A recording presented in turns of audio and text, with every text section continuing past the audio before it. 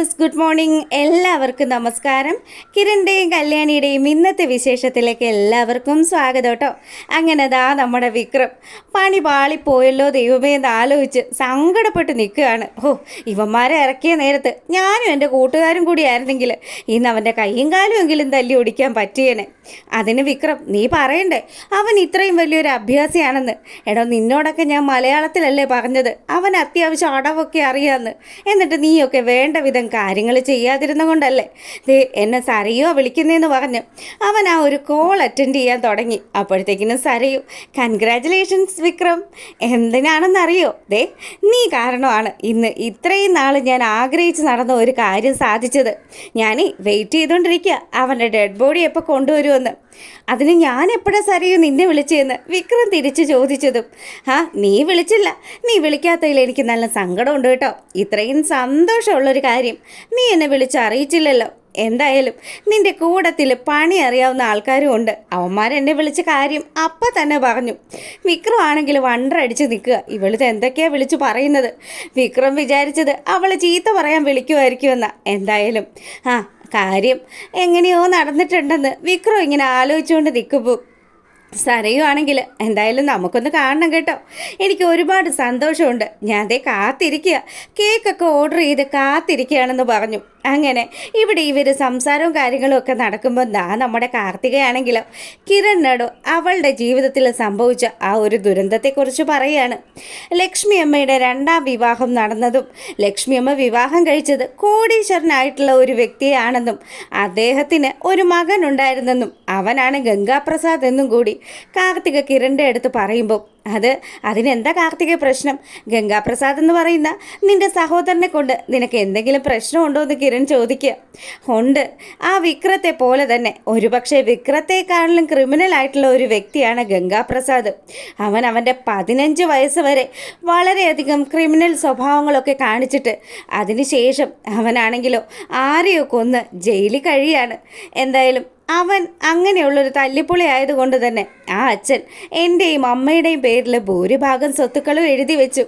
അതിൻ്റെയൊക്കെ പ്രശ്നം അവനുണ്ട്. ഇപ്പം അവൻ ആ സ്വത്തുക്കൾ മടക്കി നൽകണമെന്നാണ് അവൻ്റെ ഡിമാൻഡെന്ന് കൂടി കാർത്തിക പറഞ്ഞു. അങ്ങനെ പേടിച്ചിട്ടാ കിരണെ ഞങ്ങൾ ഇവിടെ വന്നിങ്ങനെ നിൽക്കുന്നത്. എന്തായാലും ജീവിതത്തിൽ ഒരുപാട് കൈപ്പേറിയ സംഭവങ്ങളൊക്കെ ഉണ്ടായതായതുകൊണ്ട് ഇതൊക്കെ തരണം ചെയ്തു പോകാൻ സാധിക്കും എന്ന് ഉറപ്പുള്ളത് കൊണ്ട് തന്നെയാണ് ഇതുവരെ മുന്നോട്ട് പോയത്. പക്ഷേ അവൻ ജയിലിൽ നിന്ന് പുറത്തിറങ്ങുന്ന സമയം അന്നൊരു പക്ഷേ ഞാനോ എൻ്റെ അമ്മയോ ജീവിച്ചിരിക്കാൻ സാധ്യതയില്ലാന്ന് കൂടി കാർത്തിക പറയുമ്പോൾ കിരൺ അവളെ ആശ്വസിപ്പിക്കുകയാണ്. ഒരു കാരണം വെച്ചാലും കാർത്തികെ, നീയും ലക്ഷ്മി അമ്മയും ഒന്നും സങ്കടപ്പെടേണ്ട ആവശ്യമൊന്നുമില്ല. ഞങ്ങൾ ഒരുപാട് പ്രശ്നങ്ങൾ തരണം ചെയ്ത് തന്നെയാണ് മുന്നോട്ട് വന്നിരിക്കുന്നത്. അറിയാലോ, ഇപ്പോഴും ഞങ്ങൾക്ക് വധഭീഷണി ഉണ്ടെന്ന് ഇപ്പം നീ നേരി കണ്ടതുമാണല്ലോ. അതുകൊണ്ട് തന്നെ ഒരു കാരണം വെച്ചാലും നിങ്ങളൊന്നും ആലോചിച്ച് ടെൻഷൻ അടിക്കേണ്ട. ഞങ്ങളുണ്ട് നിൻ്റെ ഒപ്പമെന്ന് പറഞ്ഞ് കിരൺ നമ്മുടെ കാർത്തികയെ ആശ്വസിപ്പിക്കുക.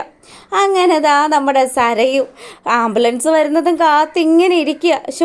എന്താകും ഏതാകും ഒന്നും ആലോചിക്കാനേ പറ്റുന്നില്ല. അത്രയ്ക്ക് സന്തോഷമാണ് നമ്മുടെ സരയുവിൻ്റെ മുഖത്ത്.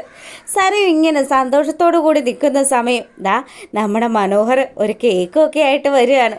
കേക്ക് കൊണ്ടുവന്ന് സരയുവിൻ്റെ കയ്യിൽ കൊടുത്തതിന് ശേഷം മനു പറഞ്ഞു, അതെ മോളു, ഇതത്ര വലിയ കേക്കൊന്നും അല്ല, എന്നാലും വലിയ തരക്കേടില്ല, ടേസ്റ്റ് അപാരം തന്നെ ആയിരിക്കുമെന്ന് പറഞ്ഞ് അവളുടെ കയ്യിൽ കേക്ക് കൊടുത്തതും കേക്ക് അപാരം ആയിക്കോട്ടെ, എന്തായാലും കേക്കിൻ്റെ രുചിയിലൊന്നും അല്ല മനുവേട്ടാ.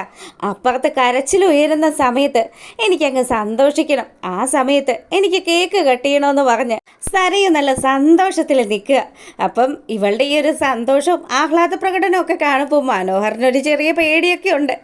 ഇവൾ ആർക്കും എന്തോ ഒരു കൊട്ടേഷൻ കൊടുത്തിട്ടുണ്ട്. ഇനി ഇതിൻ്റെയൊക്കെ അനുഭവിക്കാൻ പോകുന്നത് ഞാനായിരിക്കുമല്ലോ എന്ന് ആലോചിച്ച് നിൽക്കുമ്പോഴാണ് ബഗാസുരനും ശാരിയും കൂടി അങ്ങോട്ട് വരുന്നത്. എന്താ മോളെ, കേക്കൊക്കെ ആണല്ലോ കയ്യിൽ, ആരുടെങ്കിലും ബർത്ത്ഡേ ആണോ എന്ന് ചോദിച്ചതും ബഗാസുരൻ പറഞ്ഞു, അല്ല ഈ മാസമല്ലേ എൻ്റെ ബർത്ത്ഡേ. പിന്നെ നിങ്ങളുടെ ബർത്ത്ഡേ ഒന്നും ഇവിടെ ആരും ആഘോഷിക്കാൻ പോകുന്നില്ല എന്ന് പറഞ്ഞ് ശാരിയാണെങ്കിൽ നമ്മുടെ ബഗാസുരനെ കൊച്ചാക്കി സംസാരിക്കുക. അല്ലെങ്കിലും ഇപ്പം ഞാൻ ഈ വീട്ടിലെ കറിവേപ്പിലാണല്ലോ എന്നൊക്കെ ആലോചിച്ച് ആശാൻ അവിടെ അങ്ങനെ നിൽക്കുമ്പം മറ്റൊരു കാര്യത്തിന് വേണ്ടിയിട്ടാണ്. എന്തായാലും എല്ലാവരും തയ്യാറായി ഇരുന്നോ, നമുക്കൊന്ന് സന്തോഷിക്കാനുള്ളതാ. അപ്പുറത്തെ വീട്ടിൽ കല്യാണിയുടെ നിലവിളി ഉയരുന്ന സമയത്ത് ഞാൻ ഈ കേക്ക് ആസ്വദിച്ച് കഴിക്കും. എനിക്ക് അപ്പം കഴിക്കാൻ വേണ്ടിയിട്ടാണ് ഞാനിത് ഓർഡർ ചെയ്ത് വരുത്തിയത്. എന്തായാലും ഞാനിത് റൂമിൽ കൊണ്ടുപോയി വെക്കട്ടെ മനുവേട്ടാന്ന് പറഞ്ഞ് മനുവിനോട് ടാറ്റയും പറഞ്ഞ് നമ്മുടെ സരയു അങ്ങോട്ട് റൂമിലേക്ക് പോവുക. ഈ സമയമാണെങ്കിൽ എടാ സത്യം പറയും, നീ എന്തൊക്കെയാ നീയും അവളും കൂടെ ചേർന്ന് ചെയ്തു വെക്കുന്നത്? എൻ്റെ പൊന്നോ, നിങ്ങളുടെ മകൾ എന്തോ ഒരു അലമ്പാണെന്നുള്ളത് നിങ്ങൾക്കാണല്ലോ എന്നെക്കാളും നന്നായിട്ട് അറിയാവുന്നത്. എന്തായാലും എനിക്ക് നിങ്ങളോടൊന്നും പറയാൻ നേരെയില്ലെന്നും പറഞ്ഞ് മനോഹർ അവിടുന്ന് പോയതും കിരണും കാർത്തികയും കൂടി വന്ന് നമ്മുടെ കല്യാണിയുടെ അടുത്ത് കാര്യങ്ങളൊക്കെ സംസാരിക്കുകയാണ്. കല്യാണി, ഈ സരയു എന്ന് പറയുന്നവൾ ഇപ്പം എന്നെ കൊല്ലാൻ വേണ്ടിയിട്ട് കുറച്ച് ഗുണ്ടകളെയൊക്കെ അയച്ചു. അപ്പോൾ അമ്മൂമ്മ പറഞ്ഞത് സത്യമായല്ലേ കിരണേട്ടാ? അമ്മൂമ്മ ആ കാര്യങ്ങൾ പറഞ്ഞത് അച്ഛനും വിക്രത്തിനും കൂടി ഇതിലൊക്കെ പങ്കുണ്ടാവുമെന്ന്. ഉറപ്പായിട്ടും ഉണ്ടാവും മോളെ. അല്ലെങ്കിൽ പിന്നെ നിൻ്റെ അമ്മൂമ്മയുടെ അടുത്ത് വന്നിട്ട് അച്ഛൻ അങ്ങനെ സംസാരിക്കില്ലല്ലോ. അയാൾ എത്ര കിട്ടിയാലും പഠിക്കില്ലല്ലോ. അതല്ല മോളെ വിഷയം. ഇപ്പതാ കാർത്തികയുടെ ജീവിതത്തിലെ പ്രശ്നങ്ങൾ കൂടി പറഞ്ഞു. എന്താ കിരണേട്ടാ, കാർത്തിക ചേച്ചിക്ക് എന്താ സംഭവിച്ചത്? വിക്രത്തെക്കാട്ടിലും തല്ലിപ്പൊളിയായിട്ടുള്ള ഒരാങ്ങള കാർത്തികയ്ക്കും ഉണ്ടെന്ന് എന്തൊക്കെയായി കേൾക്കുന്നത് ദൈവമേ. എന്തായാലും പോകുന്ന വഴിക്ക് നിന്നോട് എല്ലാ കാര്യങ്ങളും ഡീറ്റെയിൽ ആയിട്ട് പറയാം. ആദ്യം നമുക്ക് വീട്ടിലേക്ക് ചെല്ലണം. ഇപ്പോൾ അവൾ സന്തോഷിച്ചിരിക്കുകയായിരിക്കും ആ സരയും. അങ്ങനെ കാർത്തികയും കൂട്ടി നമ്മുടെ കിരണും കല്യാണിയും കൂടി ഇറങ്ങുക. പോകുന്ന വഴിക്ക് കാർത്തികയെ ഡ്രോപ്പ് ചെയ്തിട്ട് വീട്ടിലേക്ക് മടങ്ങാമെന്നാണ് അവരുടെ ആ ഒരു പ്ലാൻ. അങ്ങനെ ഇവരിറങ്ങുന്ന ആ ഒരു സമയമാണെങ്കിലോ നമ്മുടെ സരയു മുറ്റത്തേക്ക് ഇങ്ങനെ നോക്കിക്കൊണ്ടിരിക്കുക. വല്ല വണ്ടിയും വരുന്നുണ്ടോ? അപ്പുറത്ത് ആളും അനക്കമൊക്കെ വന്നു തുടങ്ങിയോ? ഒരു മരിപ്പ് നടന്ന വീടാണല്ലോ, അതുകൊണ്ട് തന്നെ അതിൻ്റേതായിട്ടുള്ള എന്തെങ്കിലും കാര്യങ്ങൾ അവിടെ നടക്കുന്നുണ്ടോ എന്നൊക്കെ നോക്കിക്കൊണ്ട് ഉമ്മറത്ത് ഇങ്ങനെ സരയുവിന് പ്രതീക്ഷകൾ നൽകിക്കൊണ്ട് അതിലൂടെ ഒരു ആംബുലൻസ് കടന്നു പോകുമ്പം സരയു ഓടിച്ചെന്നു. എൻ്റെ ഈശ്വര, ഞാൻ ആഗ്രഹിച്ച കാര്യം സാധിച്ചല്ലോ. അങ്ങനെ അവൾ ചെന്നതും ആ ആംബുലൻസ് നിർത്താതെ മുന്നോട്ട് പോവാണ്. തന്നെ നിരാശപ്പെടുത്തിക്കൊണ്ട് ആംബുലൻസ് കടന്നു പോകുന്നത് കണ്ടതും സരയുവിൻ്റെ സകല നിയന്ത്രണവും വിട്ടു. അരിശം വന്ന് സരയുവാണെങ്കിലോ അകത്തോട്ട് ഓടിക്കയറിയിട്ട് അവിടെ ഇരുന്ന ഫ്ലവർ വേസും അതുപോലെ TV ഒക്കെ തല്ലി പൊട്ടിക്കാൻ തുടങ്ങുകയാണ്. അവളുടെ ഈ ഒരു ഭ്രാന്ത് കാണുന്ന സമയം നമ്മുടെ ശാരി ഓടി വന്നിട്ട് ചോദിച്ചു, എന്താ മോളെ, നിനക്ക് എന്താ പ്രശ്നം? എനിക്ക് ഭ്രാന്ത് ഭ്രാന്താണ്. അങ്ങനെ പറഞ്ഞ് സരയു ദേഷ്യത്തോടു കൂടി ശാരിയോട് സംസാരിക്കാൻ തുടങ്ങി. എൻ്റെ മോളെ, നീ എന്തൊക്കെയായി ചെയ്ത് വെക്കുന്നത്? നീ എന്തിനാ ഇങ്ങനെ ദേഷ്യപ്പെടുന്നത് എന്നൊക്കെ ചോദിച്ച് ശാരി സമാധാനിപ്പിക്കുന്നുണ്ടെങ്കിലും അവൾ കലി മൂത്ത് നിൽക്കുകയാണ്. പിന്നീടാണെങ്കിലോ പ്രകാശിൻ്റെ അടുത്ത് വന്ന് പണി പാളിയ കാര്യമൊക്കെ നമ്മുടെ വിക്രം സംസാരിച്ചു. അല്ലച്ച, അതിനിടയ്ക്ക് ആ സരയു എന്തിനാണാവോ എന്നെ വന്ന് അഭിനന്ദിച്ചത്? ഇനി ഈ കാര്യങ്ങളൊന്നും നടന്നില്ലെന്ന് അറിഞ്ഞാൽ അവൾ എന്നെ വലിച്ചു കയറുമെന്നുള്ള കാര്യത്തിൽ ഒരു സംശയവും ഇല്ല. എടാ മോനെ, അവൾ പ്ലാൻ ചെയ്ത കാര്യം നടന്നുവെന്നാണല്ലോ അവളെ ആരോ വിളിച്ചറിയിച്ചത്. അങ്ങനെയാണെങ്കിൽ ഒരു പക്ഷേ കിരണിനെയും കല്യാണിയും ഒക്കെ മറ്റാരെങ്കിലും ഉപദ്രവിച്ചിട്ടുണ്ടെങ്കിലോ, അങ്ങനെ എന്തെങ്കിലും ഒരു ട്വിസ്റ്റ് ഇതിനിടയ്ക്ക് സംഭവിച്ചിട്ടുണ്ടെങ്കിലോ? എൻ്റെ അച്ഛ, അങ്ങനെയൊക്കെ സംഭവിച്ചെങ്കിലോ ഓക്കെ, ഇല്ലെങ്കിലുണ്ടല്ലോ ആ സരയു എന്നെ തീർക്കുമെന്നുള്ള കാര്യത്തിൽ ഒരു സംശയവും വേണ്ട. ഒന്നും രണ്ടും അല്ല, ലക്ഷങ്ങളാണ് അവൾ എനിക്ക് വേണ്ടി ഇറക്കി കളിച്ചിരിക്കുന്നത്. എന്തായാലും നീ ആയിട്ട് ഇപ്പം സരയുവിനോട് സത്യങ്ങൾ പറയാൻ നിൽക്കണ്ടെന്ന് പ്രകാശൻ നമ്മുടെ വിക്രത്തെ ഉപദേശിക്കുക. മക്കളെ, കുതന്ത്രമാണ് ഈ സമയത്ത് പ്രയോഗിക്കേണ്ടത്, അല്ലാതെ സത്യസന്ധനായിട്ട് ഇന്നത്തെ കാലത്ത് ജീവിക്കാനൊന്നും പറ്റത്തില്ല. സരയു വിശ്വസിച്ചോട്ടെ, അവൾ ആഗ്രഹിക്കുന്ന കാര്യം നടന്നു എന്ന്. ഇനി നടന്നിട്ടില്ല എന്ന് മനസ്സിലാക്കുന്ന സമയത്തല്ലേ അത് നമുക്ക് അപ്പം നോക്കാമെന്ന് പറഞ്ഞ് പ്രകാശൻ നമ്മുടെ വിക്രത്തിനെ ആശ്വസിപ്പിക്കുകയാണ്. അങ്ങനെ ഇവിടെ ഈ കാര്യങ്ങളൊക്കെ നടക്കുമ്പം കലി മൂത്ത് നിൽക്കുകയാണ് നമ്മുടെ സരയു. അതുകൊണ്ട് തന്നെ കിരണും കല്യാണിയും കൂടി അവരുടെ ഉമ്മകത്ത് വന്ന് ഇറങ്ങുന്ന കാഴ്ച കൂടി കണ്ടപ്പോൾ പൂർത്തിയായി. ഭ്രാന്ത് എന്ന് പറഞ്ഞാലും ഭ്രാന്ത് ആ ഒരു അവസ്ഥയിലേക്ക് സരയു മാറിക്കൊണ്ടിരിക്കുകയാണ്. അങ്ങനെ എല്ലാ സാധനങ്ങളും വലിച്ചു വാരി എറിഞ്ഞ് ദേഷ്യത്തോടു കൂടി നിൽക്കുമ്പം നമ്മുടെ ശാരി തടയാനൊക്കെ ശ്രമിക്കുന്നുണ്ടെങ്കിലും ശാരിയുടെ വാക്കുകൾക്കൊന്നും അവൾ ഒരു വിലയും കൊടുക്കുന്നില്ല. എന്താ മോളെ, നീ എന്തിനാ ഇങ്ങനെ കാണിച്ചു കൂട്ടുന്നതെന്ന് ചോദിച്ച് ശാരി നമ്മുടെ സരയുവിനെ തടഞ്ഞതും, അതെ, ഞാൻ എല്ലാത്തിനെയും കൊല്ലും. ആദ്യം കൊല്ലുന്നത് നിങ്ങളുടെ ഭർത്താവിനെ ആയിരിക്കും. അത് മിക്കവാറും സംഭവിക്കുമെന്നുള്ള കാര്യത്തിൽ ശാരിക്ക് ഒരു ഡൗട്ടും ഇല്ലല്ലോ. സമനില തെറ്റി സരയുധ വെളിയിലേക്ക് ഇറങ്ങി പോകുന്ന സമയത്ത് ശാരി പിന്നാലെ ചെന്ന് ചോദിച്ചു, എൻ്റെ പൊന്നുമോളെ നീ എങ്ങോട്ടാടി പോകുന്നത്? ഞാൻ എവിടെ പോയാൽ എന്താ? ചിലപ്പോൾ ഞാൻ മടങ്ങി വരും, അല്ലെങ്കിൽ ചിലപ്പോൾ മടങ്ങി വന്നില്ലെന്നും വരും. ദേ നിങ്ങളതൊന്നും അന്വേഷിക്കേണ്ട ആവശ്യമില്ലാന്ന് പറഞ്ഞ് ശാരിയോട് കട്ട കലിപ്പിൽ 2-3 ഡയലോഗ് അടിച്ചിട്ട് നമ്മുടെ സരയു അവിടെ നിന്ന് ഇറങ്ങി പോവുക.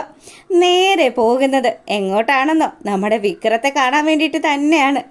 അങ്ങനെ തന്നെ പറ്റിച്ച് പൈസയും മേടിച്ചിട്ട് കാര്യമൊന്നും നടത്താതെ ആള് കളിച്ച് നിൽക്കുന്ന വിക്രത്തിൻ്റെ അടുത്തേക്ക് ചെന്ന സരയു ആണെങ്കിലോ ഡാ വിക്രം എന്ന് വിളിച്ച് അവൻ്റെ കഴുത്തിന് കുത്തിപ്പിടിച്ചു.